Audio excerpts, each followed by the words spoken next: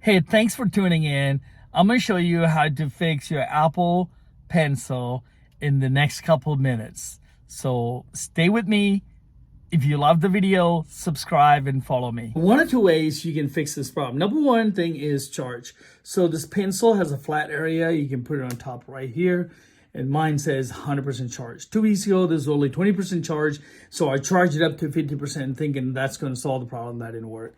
So the major problem when you do this that happened. So actually when you look at the pen, there's just nothing to fix or do anything, and charged by the computer. And I mean, the iPad, nothing happened. So, but when you really take a look at this right here, see right here, there's a two sections. There's a section one, section two. Right here is a nib or tip right there. So what you can do is take your finger and tighten that screw right there. So a lot of time, this is not tightened right there. When you ride them, it come loose. So tighten this thing, make sure it's charged, and let's just see if it's working. Wow, it's working. So that's it. That should solve your problem. Have a blessed day.